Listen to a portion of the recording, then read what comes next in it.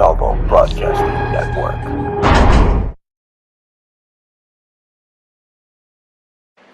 Support MBN, Montalvo Broadcasting Network, and shop with us over at Montalvo Store. Go to ebay.com and search in the advanced search. Type in Montalvo Store. Now support Montalvo Broadcasting Network. We have a wide array of books on conspiracy, apparel, and much more. Support your favorite radio station, Montalvo Broadcasting Network, by visiting Montalvo Store on ebay.com. Tribal, primitive, rustic, Burning Man, punk rock, conceptual subculture for the edgiest, most cutting-edge designs of jewelry today. Go to etsy.com/shop/conceptual subculture, or one word, either by going to Google or search Etsy, ETSY.com, and type in one word, conceptual subculture. You will find the hottest designs using natural stones with wire wrap rings, rough, raw, genuine, semi-precious gemstone jewelry, solid sterling silver, copper, leather, orgonite, bracelets, pendants, chokers, men's copper cups with sterling accents, eco-friendly, repurposed, original, one-of-a-kind design earrings. Support MBN by going to Conceptual Subculture on Etsy. Go to Antique Obsessions for the hottest in jewelry, antiques, repurposed, solid sterling silver, one-of-a-kind, handmade by Bruce and Jaja. Go to our Facebook, which is Antique Obsessions, or you can go to Etsy.com and go to Antique Obsessions, one word, or type it into your Google and find us there. Thanks. The stylish and hippest clothing around. Go to Poshmark.com. Poshmark.com at Anti-Culture. At Anti-Culture. The coolest, hippest apparel on the internet. Poshmark.com at Anti-Culture. Bruce Montalvo. Continues to spread conspiracy theories. Penchant for promoting bogus conspiracies as though they were fact. Bruce Montalvo. About his conspiracy theory.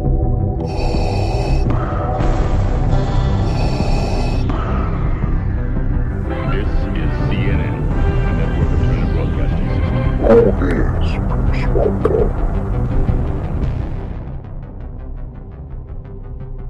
Bruce Montalvo is the only radio talk show host that's not controlled.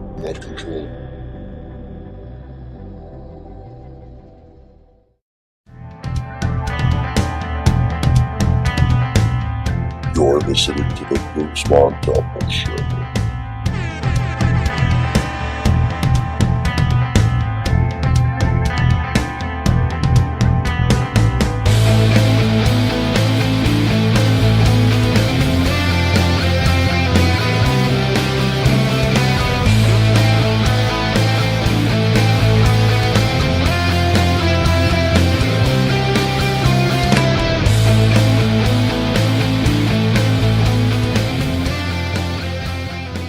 Hello and welcome, ladies and gentlemen. It's October 14th, 2019. You're listening to the Bruce Montalvo Show with Jaja. Hello, Jaja. And we have a very special guest on the line. She is a psychotherapist, intuitive healer, psychic medium. Her website is intuitivehealing.com.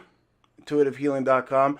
Her name is Carolyn Coleridge. You may have seen her on CNN when they did a Reiki special, and I mean, she's got counseling on how to heal the spirit, how to heal you, and she joins us here live. Hello, Carolyn. Hi, how are you? I'm good. Thank you for being on the show. Sure. My website's intuitivesoulhealing.com. I knew I was butchering something. That's okay. Intuitivesoulhealing.com. Thank you so much. That's it. Yeah. Right. You know, I take psychics very seriously. Not all of them, but I believe in some of them. I truly do. I believe in psychic intuition. I believe in psychics. I mean, psychics helped me find my wife. Psychic actually told me details about my wife and where we would be, where we would be traveling years before I met her. So it was crazy. And I also believe that I myself use psychic intuition to find my only daughter when I wasn't aware of her existence. So, I mean, I'm not trying to toot my horn here, but I totally believe in psychic abilities.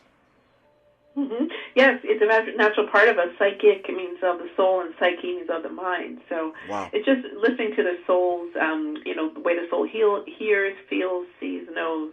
That part of us is connected to the source. So we all have that ability. Just some people are tuned up higher, some people are lower. So that's great. That's wonderful. Stories about healing yourself and connecting to people. It's awesome. Right. What's one of the first ways you can open yourself up to increase your psychic abilities? Meditation is the best way. In fact, my abilities have gotten stronger when I've meditated and taught meditation, because the more quiet you become, spirit lies between the space between our thoughts.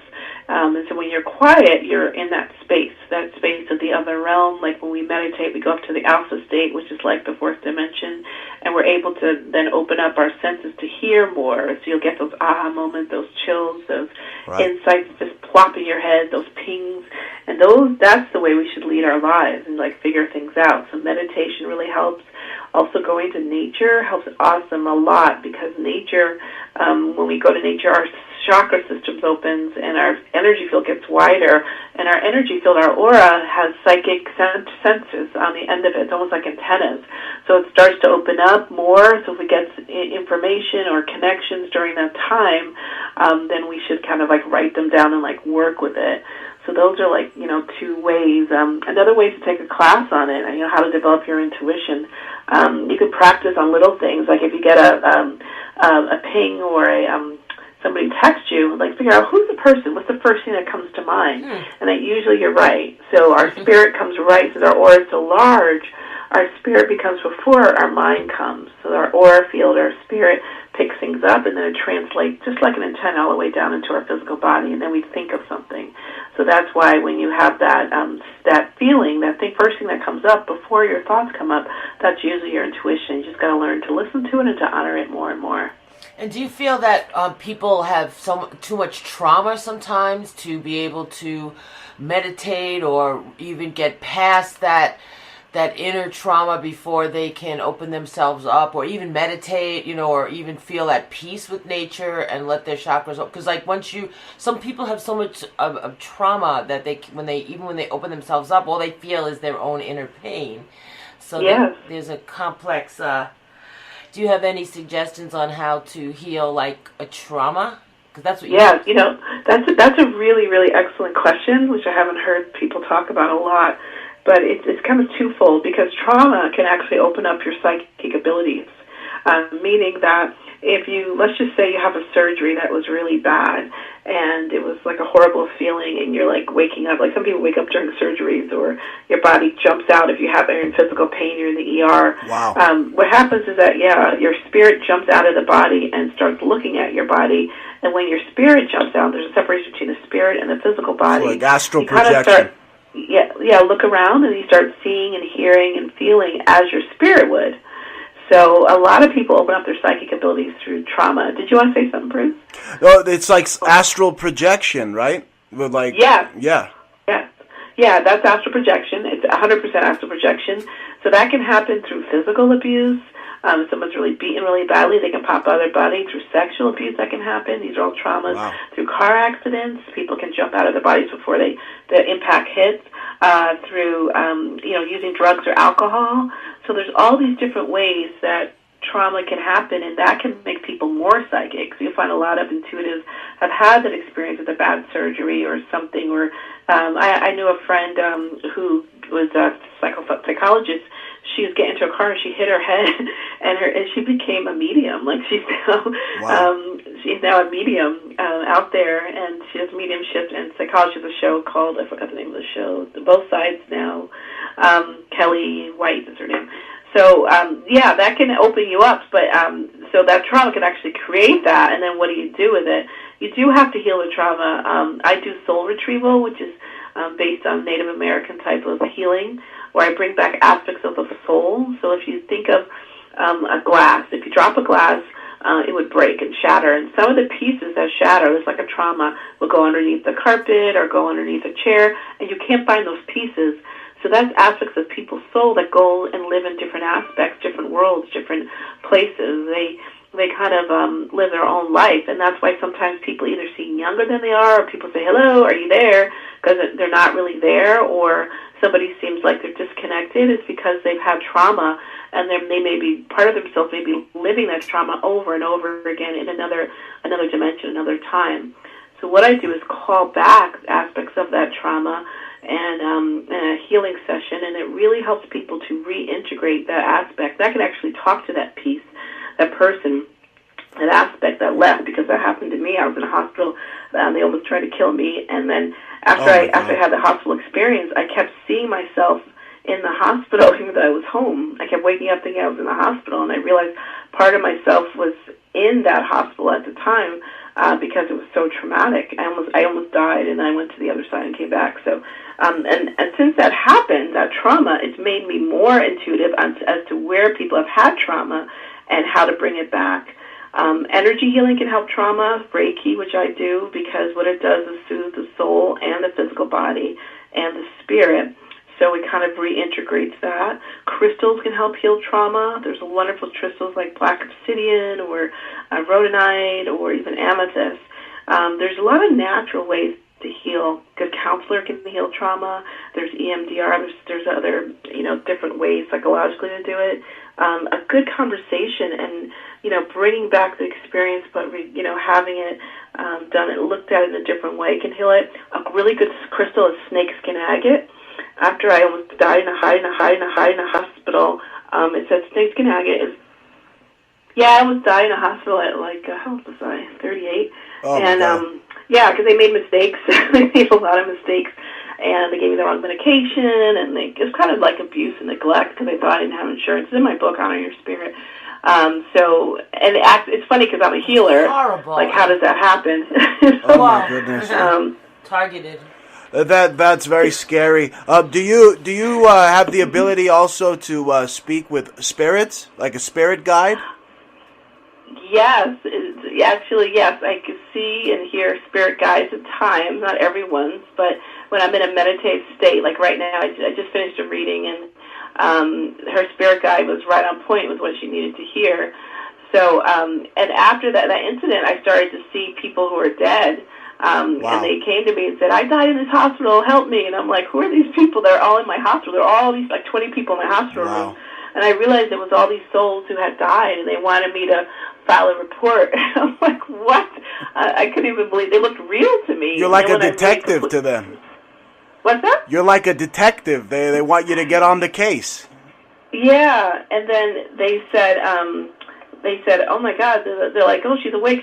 And then I actually did file a report because I think God put me there because I worked in a hospital, so I knew everything they did wrong. Oh. And I knew the abuse that they were going on, so I was almost set up by the universe to be there. But, sometimes I see people's spirit, and especially when in readings, since that happened, other things have happened, their ancestors will come through because the ancestors want to heal the next generation. And either they'll come back and say something, or somebody, an ascended master may come. If people are a healer, like Archangel Raphael will show up. So I'm open to the spiritual realm and the subtle energies that come through that want it, because the other people in the other realms, the other spirits, the entities, they want us to evolve. They want us to move forward. They want us to heal. So they'll come through me as I open up myself up as the channels to that kind of information. That's crazy. It's almost like the movie Ghost, how she sees the spirits that come into her and they're not leaving her alone. So what? Oh, yeah. Yeah, it was kind of like that. It happened to me originally when I was 27, where they would literally just wake me up all the time. When I first opened up, which I wasn't expecting, it just happened, and it was just all the time. Like, every time I went to sleep and wake up, I would see someone staring at me or sitting there having therapy in the middle of the night, and I was just going crazy. And I called my mother, who was a medium. She didn't do it for a living, but she'd always talk about seeing relatives and ascended people. She said, "Oh, that's it. Oh, no, that's no problem. How are you doing in school?" I'm like, "Mom, I'm being being attacked by these ghosts." And she just in the last, you used to tell them to go away. So I went to a healer, and they showed me how to protect myself. Yeah, so you have to they only protect come in yourself. now when I have a gatekeeper, when I'm like open to doing a reading. I've learned how to block the energy and to be like in the present. But yeah, I could, see and hear. And every once in a while, like I'll see when in my office or something will move in my room, and it's interesting. Freaky.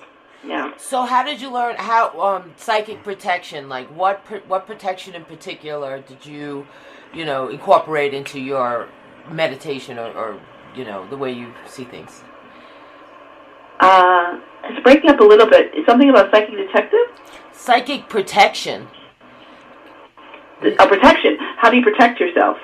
To protect yourself, if you're really open, is you usually call in the highest energy there is, and the highest on the planet, which is the Christ energy, or some people believe in Buddha can call him Buddha.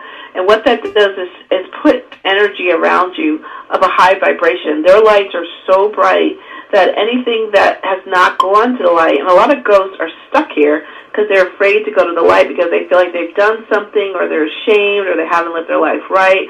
So they hide out on the earth plane. They don't evolve, pop out of the body. They don't go to the higher dimensions. They don't go to the ethereal plane, right? Because they're afraid. Yeah. So these ghosts are like, to me, they're like homeless people. They're just kind of stuck here. So I was told to put the archangels around me, and that really puts up a shield of light, too, like almost a cross. So I put Archangel Michael to the right, Michael to the right, Raphael to the left, Gabriel behind, and Uriel in front. And it makes a cross of light, and the light is so bright that it's almost like putting on the light when there's roaches. Like the other ghosts will scatter away, so they'll stay away from that light because they know that those beings can see them. So that's what I was taught to do. Or if like I get psychically attacked, which happens often if I go to a hotel and I don't put a protection, I might see somebody that, because my home's protected and my office is protected, but you just randomly out in the world, especially hotels, you get like a lot of people who leave discard energy. Hotels are like the worst. I'll say that, and then they'll go away, or I'll sage. Saging is good too, smudging. Mm-hmm. And so you mentioned also the Native American influence. What do you do? Some kind of a chant, or is there some kind of a an entity or deity that you need to contact particularly, or something that you incorporate into the healing? The soul retrieval is kind of a Native American type of healing, bringing back aspects of the soul, or more indigenous. So that's the aspect that I use, or dream catchers. But so I'll do my own version of a soul retrieval. Like I don't beat the drum where people do and go down to the inner earth. I'll go up to the higher realm to get those aspects of the soul.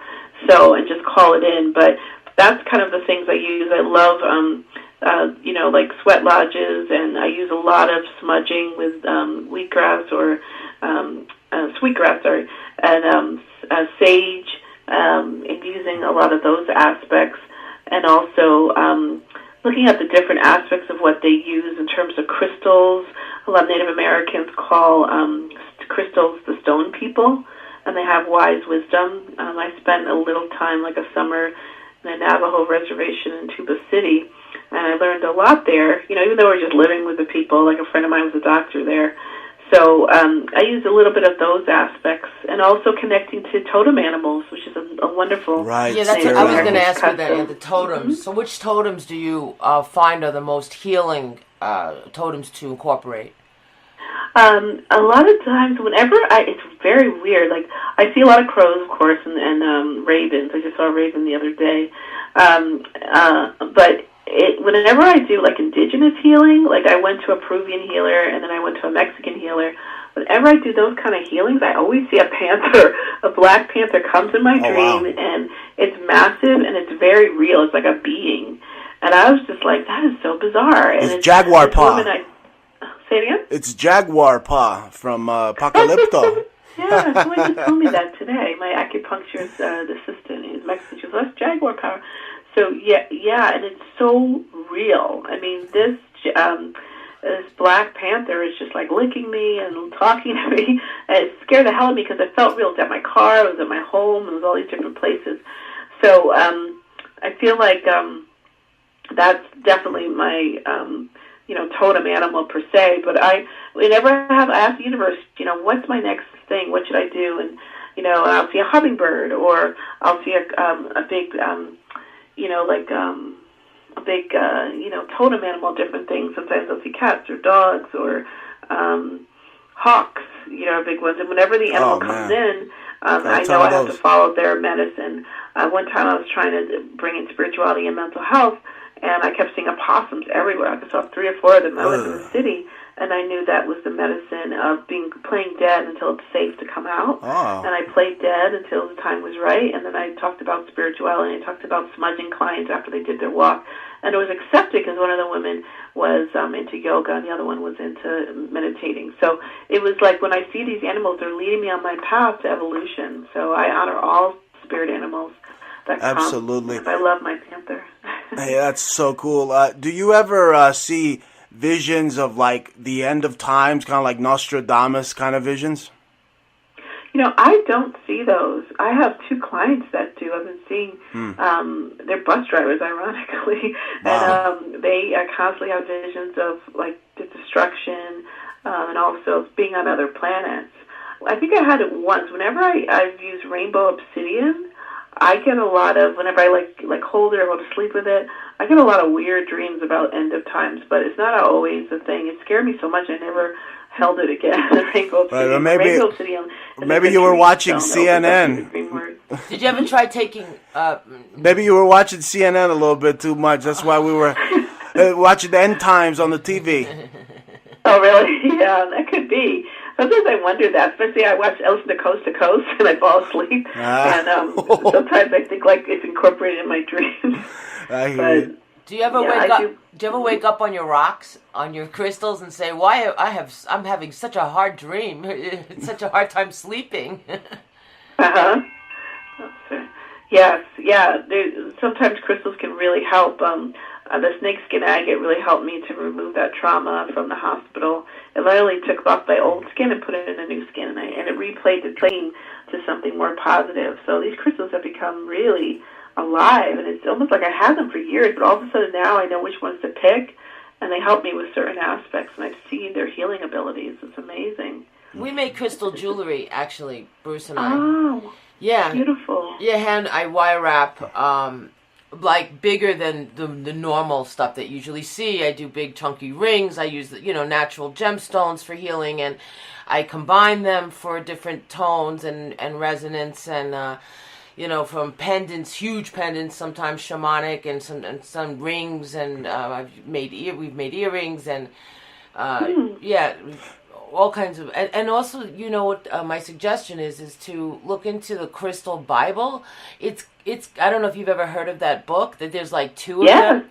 Yeah, there's a lot of really weird stones that are incredible that I found that are useful. I mean, there was this one stone, agrolite, for example, that was like such a weird stone that was helping me write, for example. It's a strange stone that I never would think about, ordinarily. So, but Yeah, Native Americans call them stone people. I think they really have consciousness. I'm just believing that. I actually burned my hand. I know what to do, and it was like the pain was like an 8 out of 10. And when I put it on ice, it felt better. But when I took it off, it just felt like it was burning alive. And I was going to go to the ER. And I looked up in the book, what should I use? And it said for burn sodalite. And I had a raw piece of sodalite, and I said, I'm just so desperate because it was really hurting, and ice wasn't helping. So I couldn't go to sleep because the pain was so intense. So I finally said, well, let me just put my hand on it, and I'll just rest. And I fell asleep. The next day, maybe the pain was like a 9 out of 10. The next day it was down to a 2 out of 10. It's like the sodalite absorbed. The sodalite is good for burns. I could not believe it. And shungite. Shungite is amazing for burns, and selenite. Those two. If you take a selenite, a shungite, and a Herkimer diamond, and you keep that near your pain, you'll have even expedited. So sodalite I didn't know about, but I'm sure that it has a lot of it's great for your throat chakra. I know that, but but those 3 stones are probably the strongest healing stones between the carbon elements. That'll automatically start. If you soak it, if you can't soak it, you just put it around it. Yeah. That's great to know. I have to look those up. Yeah, I love that you can do it with. I actually have experiments where I had the results of the sodalite or the snakeskin agate or the amethyst. Actually see them help me heal. It's amazing. Yeah. Right. Are you still giving lectures and going to the Conscious Life Expo? Because I believe I met you there once. Yes. Yeah, I do. I've gone every year almost. I've been on the speaking. I think I was on the spiritual healing panel last year, and I talk about honoring your spirit. I go there pretty regularly. I went to the Portal Ascension Conference, so I wasn't speaking, and I'm speaking at this small arts fair in 10:30. It's in La Crescenta, and I'm speaking about how to work with the universe. I do a lot of that stuff. I feel like Spirit has guided me to go out and speak about the Holy Ghost and the Holy Spirit, and opening up your senses, working with crystals, opening up your divine path and your purpose, and dialoguing with the universe. It's almost like a language, right? It's almost like the universe has its own language, and it speaks to you. You could be driving down the street, and then there's a sign there, and you feel like it's right that moment the universe is speaking to you. What are some reasons that people go see psychics? They may be having problems in their marriage, or they want to seek answers. I mean, they all feel like the universe is leading them there, right? Yes, a lot of people feel called. I work really closely with the divine source. So some people feel stuck in life. They've tried everything else and nothing's worked. Mm-hmm. And it might be a soul trauma, like we've said, like a trauma or a soul decision they make, and they know it's like not the normal decision, it's something higher. And people want to evolve their soul, or they feel like stagnant and stuck. They come to get like a higher perspective. A lot of people come in because they have like deep wounds, physical or emotional wounds that are not getting better, and connecting to the spirit guides can give you insight. I had a client that came to me that wanted to find her purpose, but as we were looking for it, I was trying to visualize. I saw this guy with a standing in between, like in my office, the healing room, and the other room. And he was wearing he was wearing work boots, but he was on a basketball court. And I was like, this is weird. And I told her, she started to cry. She goes, that was my ex. He wanted to marry me.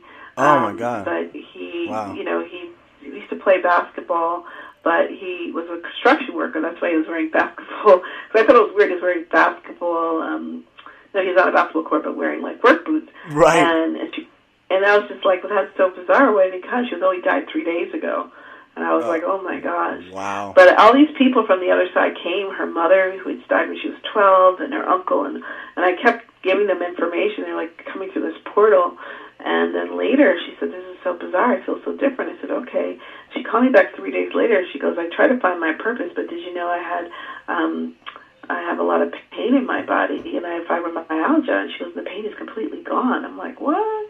And she said, yeah, it's like every time you spoke to one of the ancestors or people, my pain went away. So I have been working. I worked at a pain clinic at UCLA for 6 years, and when I start talking to people that have fibromyalgia, I said, do you have a lot of grief? And they all say yes. So it's almost like the cells are going into shock. But my focus was not to heal fibromyalgia. It really was to help the person find their purpose.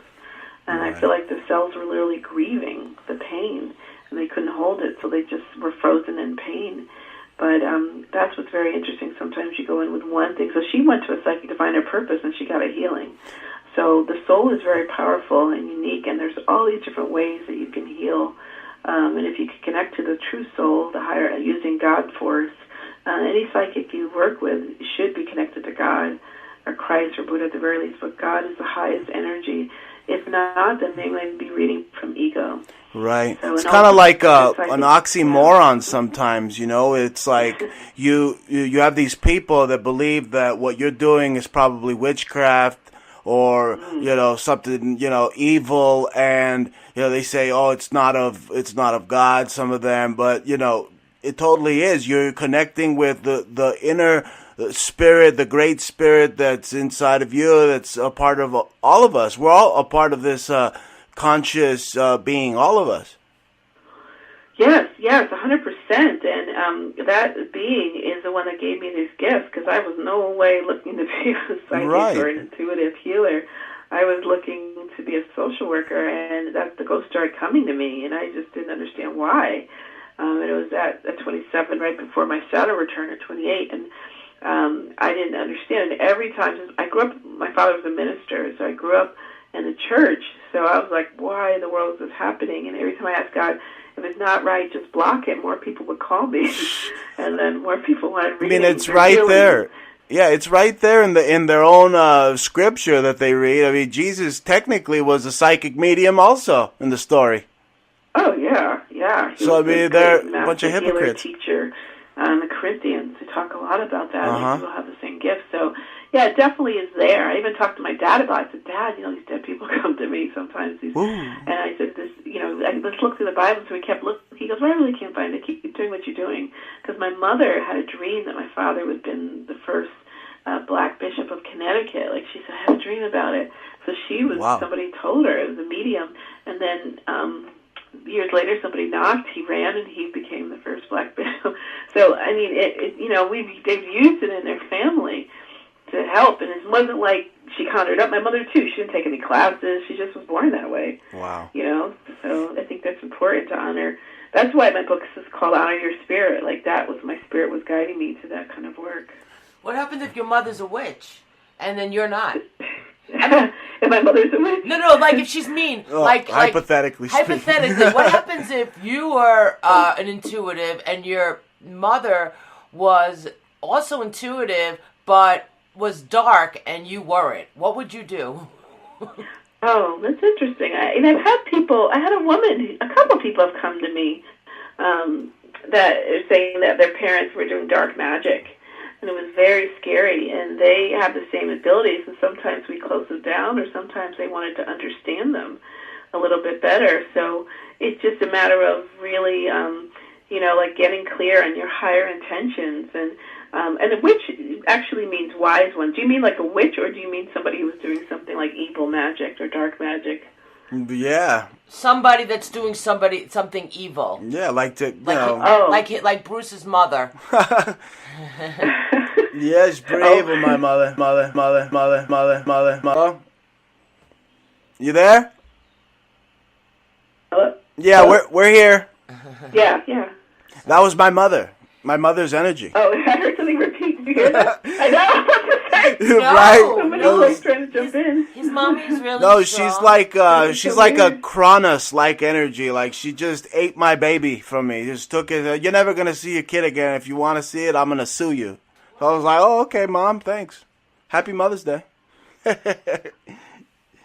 Hello? Are you serious? Yes, that's who she's referring to. She was like trying to ask a question, but like on my behalf, like, I guess, my mother, I never was aware that she was practicing witchcraft. I mean, I saw her light candles growing up, and then she got very dark as I got older, and I had a child, and she just kind of ripped my kid from my arms when I was very young and didn't really give me a chance to raise it and put use the legal system in California against me in a way, because I was just so young and naive. Not that young. You were married already with me. So please. No, she was working on taking my kid while I was, young, before I met you. Okay. It was all the stepping stone. She didn't file any process until we were married. Okay. And when the first time I ever spoke to Bruce, I was a talk show host too, and I asked him, he had me on his show, and I asked him if his mother was a witch.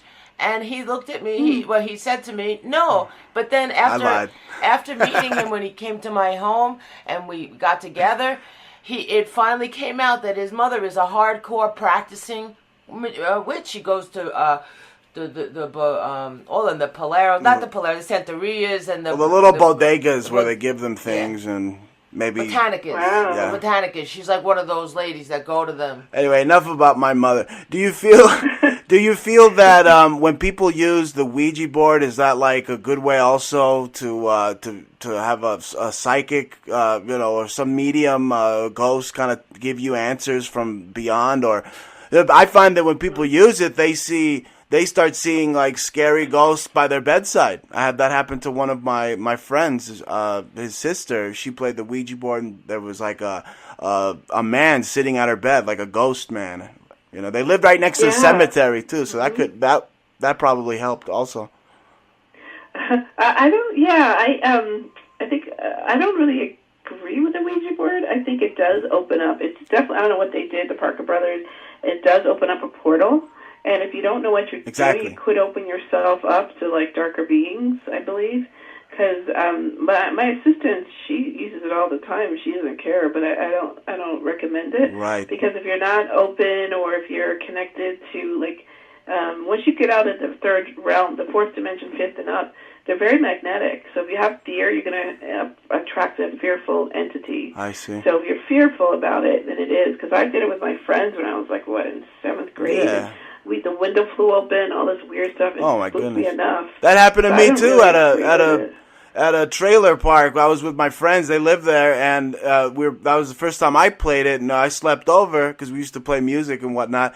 And I was sleeping in this little trailer there, and the dogs started howling. The moon was full, and then boom, the doors flew open as I was sleeping. I literally screamed like a girl. I was like, ah! Wow. But isn't it crazy that they let little kids play the Ouija board, and they don't let them have a drink, which alcohol means like body eating spirit, so it's like another way to conjure up a spirit, wine, spirits, but they don't let them drink. They let them play the Ouija board. Crazy. Yeah, well, they also let them play Grand Theft Auto and all those other really violent games that are like, programming their minds to be violent. So there's a lot of stuff out there that's not great for kids. But I do feel like dark energies love to attach to children because they're innocent. They have that light. Yeah. Like that Carolyn, that whole thing in the movie. I mean, that's very, whoever was the consultant on it knew that dark energies love to do that. I believe that God is the strongest, the divine. But there are a lot of, just like there's angry homeless people and crazy homeless people, there's angry ghosts and poltergeists and mean ghosts. Yeah. I feel like you can get rid of them, and I've done a couple of clearings. But, yeah, I don't feel like people should open them up without really knowing what they're doing. Right. Ouija board is a definite way to open up to darkness, yeah. I agree. There's a man here where I live, here in Arizona, that just stands in the hot Arizona sun, just staring into oblivion. And it's so creepy. It's almost like he can see another dimension or some type of spirit freaking vortex or something. It freaks me out every time I see him because I know that he sees something that other people don't. Yeah, everybody knows this guy. He's a real person? Yes. He's a real like a homeless man. He's just out there. But he comes dressed differently every time. So someone's helping him, but he's out in the street, just staring into oblivion during the hot sun. He's just looking at probably the ethereal plane, something else that you don't see. He sees. Well, there's a great article online. There's a group on Facebook. It's called Shamanic View of Mental Illness, and there's a lot of people in Peru and also in Africa who believe that a lot of I'm not saying all homeless people are schizophrenic, but like the schizophrenics can hear energies, but they'll hear the lower dimensions. And like those people in Peru and other cultures would have been trained as shamans because they are listening to, because the brain of a schizophrenic and the brain of somebody meditating is both in the alpha state. Isn't that interesting? And I've had a lot of schizophrenic clients since I'm a psychotherapist who started to read me and tell me stuff about myself that was accurate. You got to fight with your boyfriend. You did this. And they'll say something really mean at the end. And I'm like, where did that come from? And it's like the dark energy will jump in. So it's very easy to get fooled. And I think that they've had trauma and they're listening to darker energies that sometimes can take them over. So there's different frequencies, of energies, and some hit on the head or trauma or something can open you up to that, like we mentioned before. That totally happened to me, Carolyn. I was a kid, and I was riding my bike at night, and my mother was inside with my baby sister, and I was riding my bicycle. I just learned to ride my bicycle, and I'm going down this steep little garage we had, and next thing you know, I slammed right into my post box. And, ever since then, I don't know if that attributed to how I maybe inside had a gut feeling of that I had a daughter out there in the world, and intuitively I found her. So I don't know. I was hitting the head, though, when I definitely was. Yeah, and I was... Wow, because Mm-hmm. I was the also... pineal gland and pituitary gland can open up to psychic centers, so I'm not surprised. I was attacked when I was a school teacher by one of my students. I was dealing with autistic, some crazy kids at one point with art, and she just lost her mind. She grabbed my hair. She was like 300 pounds. She slammed my head to the floor like 14 times. There were 20 people trying to get this beast off me. Oh my God. And I was traumatized when I finally, and it took me like it got progressive. I had a brain injury which progressively got worse, and I couldn't speak for like almost 2 years. And then all of a sudden, like I did a lot of prayer, meditation, healing, and then I started rapping. You know, like I wrote I have 7 albums. I wrote a movie all in rhyme. You know, everything was. I was literally a fine artist. Then I became a rapper after the words, everything synced up. I had to do it. It was crazy. It was like a weird thing that happened to me. And I also got a little psychic too more. Wow, head injuries. Yeah, our brain is so powerful. We never know what can be created from that. Absolutely. Exactly. It's a crazy phenomenon. But Carolyn, your books are available on Amazon, right? The Universe. Speaking of the Universe, and you have another book also. Yeah, my book tells my story about seeing ghosts and stuff. Is Honor Your Spirit and helps people to open up to their spiritual gifts. And my workbook that goes along with it is How to Work with the Universe, which is very fun. It's like a workbook on how to listen for guides and totem animals and what totem animals you see and listen to your dreams. Wow. And then my new book is coming out probably in January. It's Soul Guidance and Daily Inspirations. It's all my newsletters put together. Amazing. About that. So they're available on Amazon, and be sure to check out your website, intuitivesoulhealing.com, right? Yes. And on Instagram, I'm Intuitive Solutions, like solutions, but S-O-U-L. One word, Intuitive Solutions. You got it. Follow me on Instagram too. Now, before we go, what kind of totem animal did you see when you were talking to us? Did you see anything? Oh, I didn't. But if I tune in now, I'm seeing an owl. Ooh, he lives here. Yeah, a crow and a fox. Ah. So are those good things? Huh? Are those good signs? yeah. I feel like the owl. Somebody's very wise. I think that's connected to the female. What's your name again? Ja. Well, Janine Gordon. And then I'm getting a fox, just inquisitive, like that's probably you, and then also like a crow, just overseeing the whole thing. My cat. You say you live in Arizona, so those are probably popular there. Right. Okay, well, thank you so much, Carolyn, for being on our program. We look forward to bringing you on as many times as you want to be on. Thank you so much. You were great. Thank you. Okay. Yeah, thanks for having me. I appreciate it. You guys have a great day. You too. Thank you so much. Okay, take care. Bye.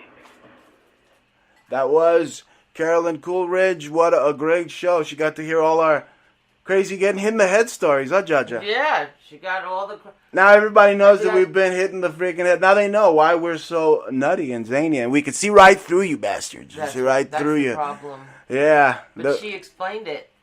And there's so many issues, with trauma and spirit worlds. I mean, there's no book on it. I mean, how would you... I feel like I just talked to Madame Blavatsky. This is a spirit world. This is the spirit guides. And as soon as we were talking about the animals, my animal, the mascot of the show, Pat the Talk Show Cat, comes in. She said crow. She didn't know who the crow was attributed to. And he said, meow. He said, me. He walked in and out as soon as she said, I see another animal. Hey, no, Pat's always listening, and he loves you all. Birds. So we want to thank you for listening. We said we were going to take a break, but we just had some great guests that I couldn't pass up. You know what I mean? And we have even better legendary. Well, they're not better. Well, you know what I mean. We're getting bigger, better. I mean, every guest I have is the best in the world. That was amazing. But we're just gonna get bigger, better, and better with our guests. So they're gonna just be all of them are gonna be amazing. Well, why don't you just tell them that we have a wonderful guest coming up soon. Yeah, we got many great guests coming up, and just be sure to tune in. Same Bruce station, same Bruce dial. Jaja here with me, 24/7. My co-host with the most. You've been listening to the Bruce Montalvo Show. Montalvo Broadcasting Network.